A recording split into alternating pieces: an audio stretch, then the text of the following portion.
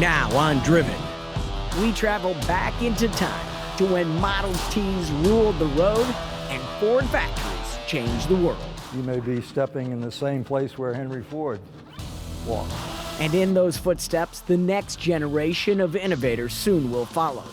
And the stunt drivers that brought history to the big screen.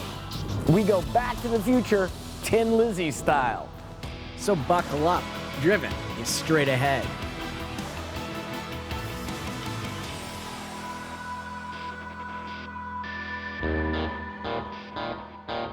A short 6-mile trip from the world-renowned French Quarter of New Orleans is beautiful St. Bernard Parish. Quick side note, as you might have noticed, Louisiana does things differently. So a parish is like a county to the rest of the country. Here, the St. Bernard Rod Knockers, a local car club, take to the parish's scenic St. Bernard Highway for their annual cruise. Their first stop is at an old factory located on the Mississippi River. For these vehicles and these drivers, this is a pilgrimage to a monument of American innovation and to the birthplace of the modern automobile. This is the old Ford assembly plant in Arabi. Almost 100 years old, this factory helped to change everything and may do it again. Today, the owner of the plant is Sidney Torres, and he's taking us back to the future. We are walking into the past right here. We are. Sidney. It's a past where a man with a revolutionary vision was changing every aspect of American life. What part of the past are we walking into right now? Well, if we want to go back to the beginning, this is Henry Ford, who had the building designed by Albert Kahn. In the 20s, Henry Ford determined that it made more sense to assemble the vehicles outside of Detroit. And so he hired Albert Kahn to design an assembly plant, one of which was built right here in Arabi. Why would he pick Arabi? What was it about this area that Henry Ford would decide to build a plant in the 20s? Location, it's on the Mississippi River. There's rail access. He envisioned exporting the vehicles to South America. And it was an urban community where he could sell cars. There was a workforce up to close to 1,000, which at that time might have been as much as 20% of the population of St. Bernard. And they were actually producing record numbers in this very location of Model Ts. The automobile revolution was something that was transformative, economically, geographically, as a result of the Model T in the affordability. People could connect from urban areas to cities. There became a need to build roadways. Along the roadways, they had to build accommodations, motels, gas stations, and diners. And as they say, the rest is history. So Mr. Ford had his assembly line right here. Right where you're standing. And as a result of the assembly line, he was able to build the vehicles quicker and cheaper.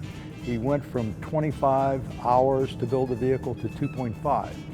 His genius was, when the cost came down, he didn't put the money in his pocket, he passed it on to the customers. So people all over could afford the cars. It ended up there were 15 million Model Ts on the road, and he didn't even have to advertise. How many a day were cranked out of this plant? 300. And where you're standing here now, going back approximately 100 years, there would have been 400 people at any given time cranking out those 300 vehicles round the clock. 24 hours a day? 24 hours a day. 300 a day, right here. Right here. But there was such a pent-up demand that they still couldn't produce them fast enough, but in this very facility, they were breaking records. And another thing Henry Ford did was, he actually shortened the shifts that the people would work. He raised their salaries. And people say, why did he do that? Well, it was the right thing to do because he got more productivity, but he also afforded the people the opportunity to buy the vehicles they were building. You have a 1923 Model T. I do. So it was built the same year this facility opened. And it still runs? Still runs. There it goes. Listen to that. Pretty cool, huh? I hope I start when I'm almost 100 years old. Ready? I'm ready. Let's drive into the past. When you sit in this car and drive, what do you think about besides the difficulty of having the accelerator and brakes switched around? What do you think about when you're tooling around in a 1923 Model T? The simple life, and also not to run into anything. He should worry more about his Tin Lizzie when someone else is behind the wheel, driving in a factory designed by architect Albert Kahn.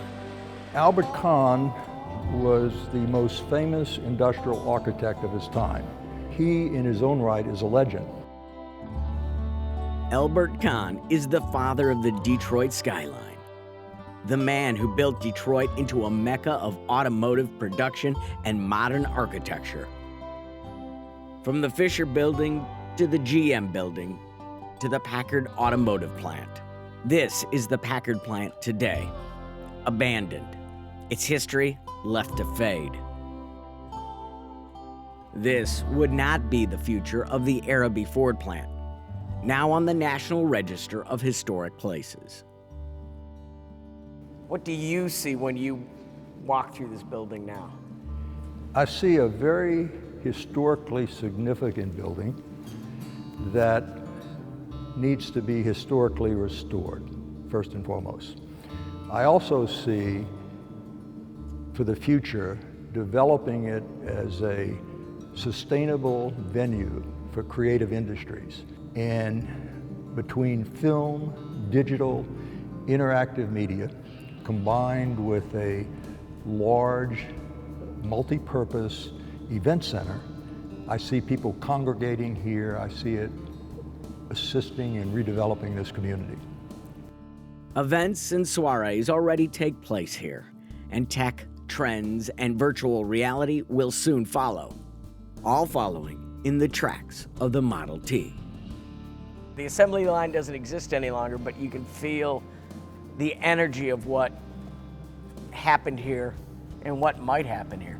Exactly. You know, the spirit that you feel, the energy that you feel is right in line with the vision that we have to create this as a hub for the creative industries. Is the creative spark you're going to light here in this building going to change America? Hope so.